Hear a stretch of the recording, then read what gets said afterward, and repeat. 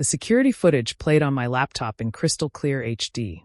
My sister Amanda, tiptoeing into Mom's bedroom at 2 a.m., carefully opening the safe hidden behind the family portrait. Her hands moved with practiced efficiency as she counted out stacks of cash, stuffing them into her designer purse. $5,000 gone in minutes. This wasn't a one-time thing. The timestamp showed she'd been doing this monthly, always when Mom was heavily medicated for her MS. Always the same amount. Always with that satisfied little smile on her face. "I'll care for Mom for free," she'd announced 3 months ago at the family meeting. "I love her so much, I don't want strangers involved. Emily can focus on her job in the city. I'll handle everything here." I'd been suspicious of her sudden altruism, which is why I'd installed the hidden security system. But watching the actual footage made my blood boil. Mom had trusted her. We all had. But let me back up and explain how we got here. I'm Emily Chun, 34, a security systems specialist living in Boston. My sister Amanda, 38, had always been the family-oriented, one according to our relatives, meaning she'd never moved more than 10 minutes from our parents' house or held a steady job. Mom's multiple sclerosis diagnosis 6 months ago changed everything. Dad had passed away 2 years earlier, leaving Mom comfortable but not wealthy. She needed regular care, and Amanda immediately volunteered. "You're so busy with your career, Emily," she'd said with that martyred look she'd perfected. "I'll take care of everything. Mom needs family love, not hired help." I'd offered to pay for professional caregivers. My tech job paid well, and Mom's insurance would cover part of it. But Amanda insisted she wanted to do it from the heart. What Amanda didn't know was that my security expertise wasn't just about installing alarms and cameras. I specialized in detecting internal theft and fraud, usually for corporations.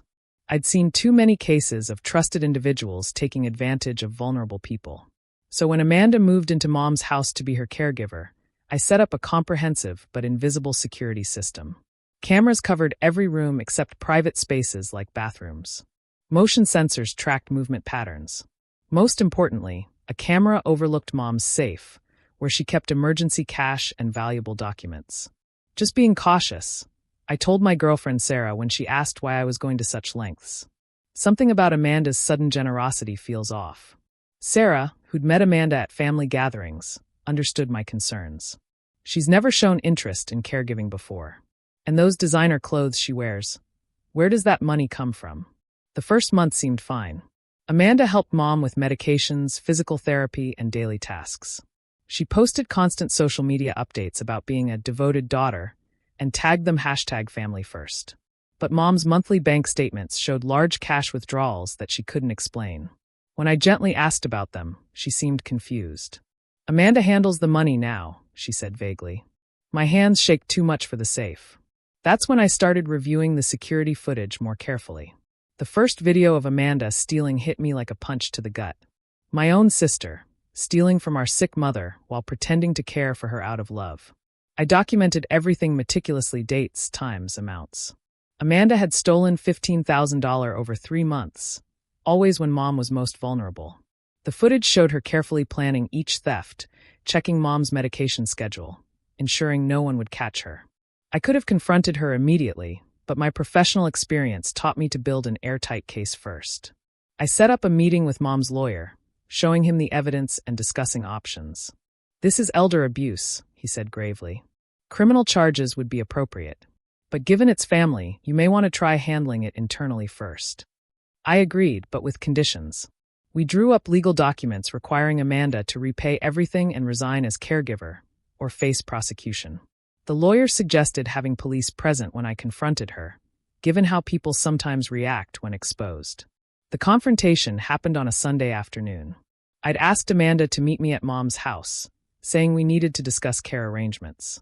2 police officers waited discreetly outside while Sarah stayed with Mom in her room. Amanda breezed in wearing new designer boots that probably cost a month's worth of stolen money. "Make it quick, sis. I have a spa appointment at 3.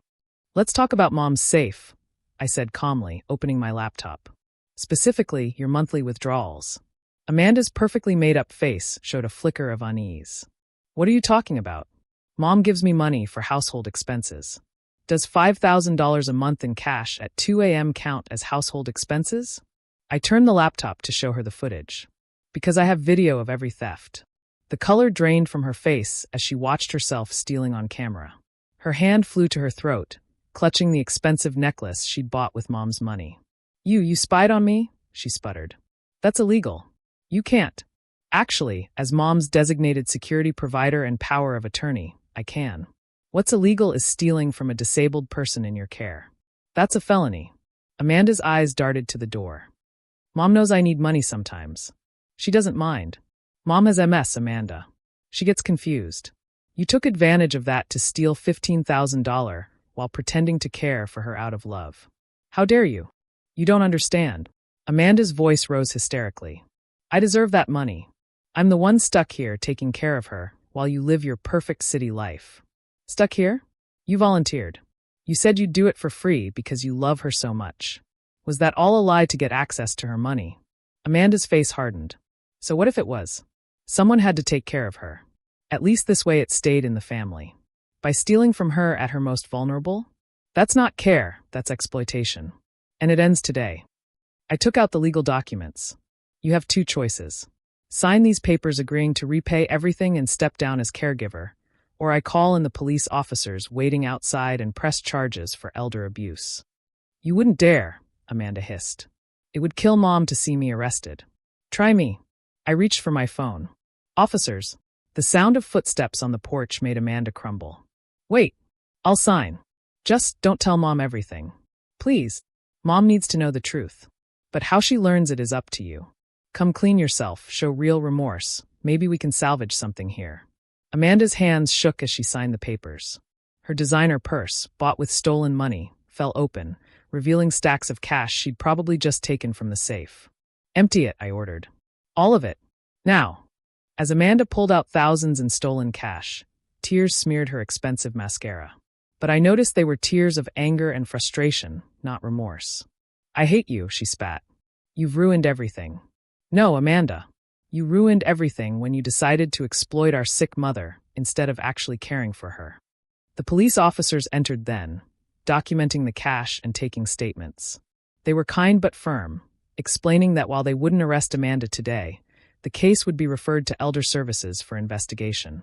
Sarah brought Mom out once Amanda left. We had to tell her everything, the stealing, the exploitation, the evidence. She cried, but not just from sadness. "I knew something was wrong," she admitted. Money kept disappearing, but Amanda always had excuses. "I felt so confused and stupid." "That's what abusers count on, Mrs. Chun," one officer said gently. "They use confusion and trust against you. You did nothing wrong." The aftermath was both painful and cleansing. We hired professional caregivers, properly vetted and monitored this time. Mom's confusion decreased once Amanda's manipulation stopped, and her MS symptoms actually improved in a less stressful environment. Amanda's repayment plan was strict. $2,000 monthly until the stolen money was returned, secured by a lien on her house. She had to sell her designer goods and luxury car to make the initial payments. "Good," Mom said firmly when she heard this. "Maybe struggling financially will teach her what stealing from family really means." The security cameras stayed in place, but now they protected Mom from strangers, not her own daughter. The professional caregivers knew about the monitoring and welcomed it as protection for everyone. Amanda tried to spin the story to relatives, claiming I'd overreacted to her borrowing money. I simply showed them the footage. The sight of her stealing from our mother's safe at 2 a.m. quickly ended any family support for her version of events. "I never thought Amanda could do something like this," our Aunt Susan said, watching the videos in horror. "All those Facebook posts about being a devoted daughter, it was all fake?" "The posts were real," I explained. "The devotion was fake. She used Mom's illness as cover to steal from her.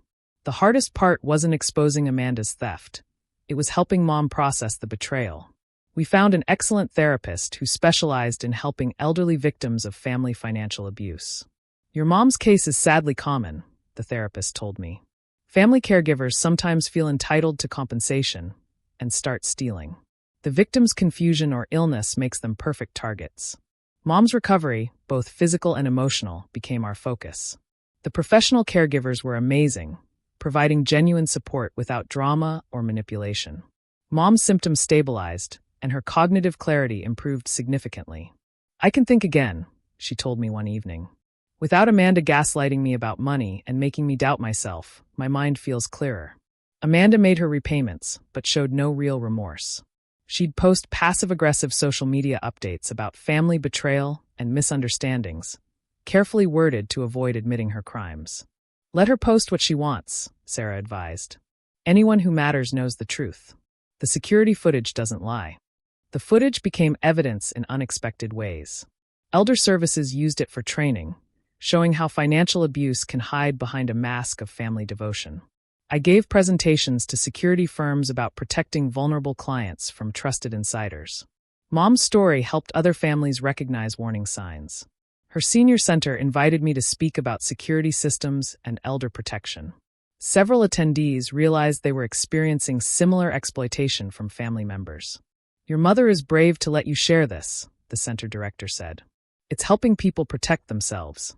A year after the confrontation, Mom's health was stable and her finances secure. The professional caregivers had become like family, providing genuine support without hidden agendas. Amanda made her final restitution payment, sending it through her lawyer with no acknowledgement or apology.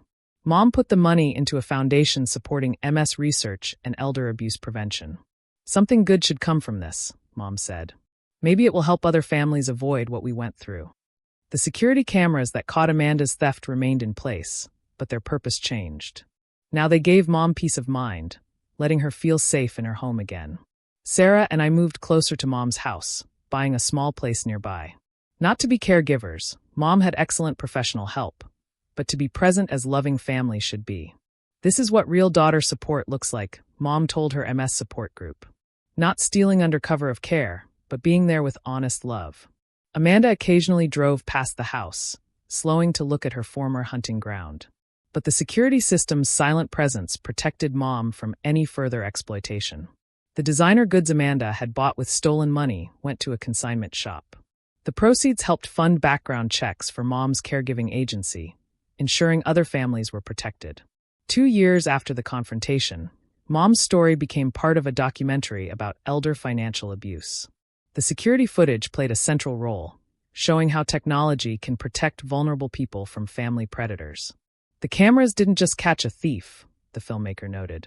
"They exposed how easily family caregiving can become a cover for exploitation."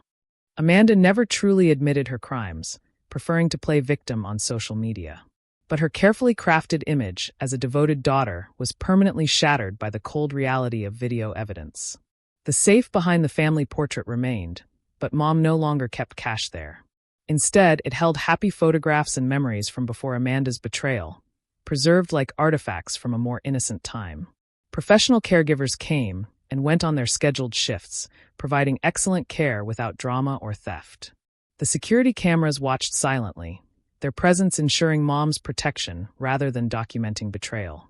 Sarah and I married in Mom's backyard, surrounded by the security cameras that had exposed truth and protected family.